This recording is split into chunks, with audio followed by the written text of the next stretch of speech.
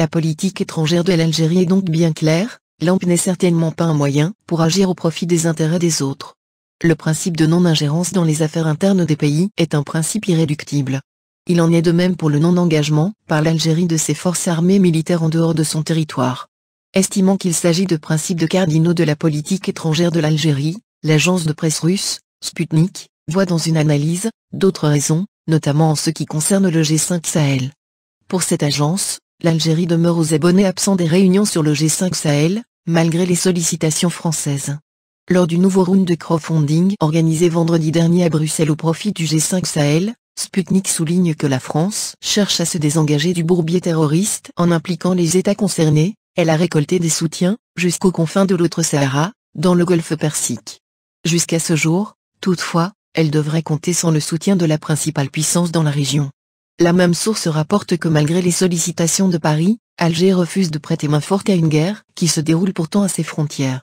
Ce refus découle du principe, érigé au rang de doctrine, de non-engagement de ses troupes à l'extérieur de ses frontières, qui date de 1967 après le coup de traîtrise subi par l'ANP en Égypte. Cela dit, ajoute la même source, l'Algérie reste un pays leader en matière de lutte contre le terrorisme en Afrique et dans la région arabe. L'Algérie n'est présente ni dans la coalition de Riyad ni dans le G5 Sahel de Paris.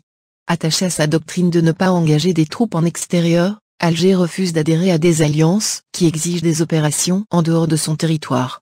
Revenons sur les traces de l'histoire, pour parler des exceptions faites, l'agence soutient qu'elles ont été les plus notables, en ce qu'elles ont été les plus assumées, ont été l'engagement des troupes algériennes contre les Israéliens.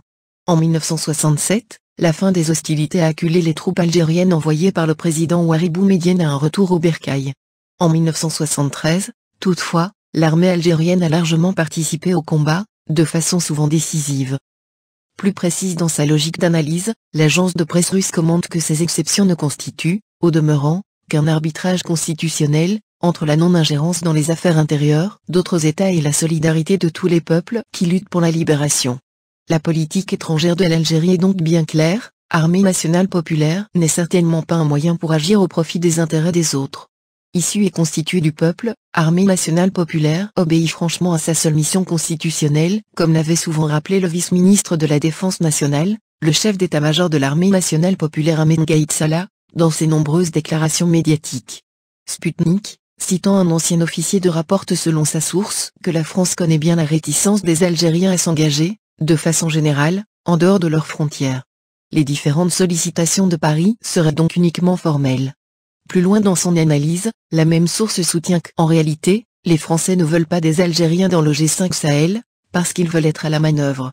Avec les Algériens dans le G5 Sahel, ça aurait été impossible. Pour cet organe de presse qui s'appuie sur les confidences de l'ancien officier impossible, en raison d'une incompatibilité de vision, car les Français ont une approche purement sécuritaire du Sahel, alors que l'Algérie a tendance à privilégier les approches politiques. C'est ainsi, a-t-on ajouté, que l'Algérie a pu amener, à l'été 2015, les différentes parties prenantes au conflit malien à s'asseoir autour d'une table pour signer les accords éponymes. La même approche prévaut en Libye, où l'Algérie s'est jointe à l'initiative tunisienne, en décembre 2016, pour trouver une issue politique à la crise dans ce pays, qui patauge dans l'insécurité depuis l'intervention militaire franco-britannique en 2011. Selon toujours cet ancien officier, rapporte l'agence de presse russe, les Français font l'erreur des Américains, ils pensent qu'occuper le terrain militairement avec une force permettra de sécuriser la zone. L'Algérie sait que si les conflits ne sont pas réglés politiquement, vous pouvez envoyer autant d'hommes et d'armes que vous voulez, ce sera comme remplir d'eau un baril troué. En tout état de cause, bien imprégné des enjeux de la région du Sahel, connaissant parfaitement ce que cache l'image visible de l'iceberg, l'Algérie n'engagera pas ses troupes dans des conflits pouvant trouver une issue avec une stratégie politique. Un engagement suicidaire, notamment alors que l'Algérie tient à la vie de ses soldats et elle ne prendra jamais un train en marche, comme l'avait si bien dit feu Ouari Boumedienne à Habib Bourguiba lui proposant de rejoindre l'union éphémère qu'il venait de sceller avec la Libye, en 1974, rappellera l'agence de presse russe Sputnik.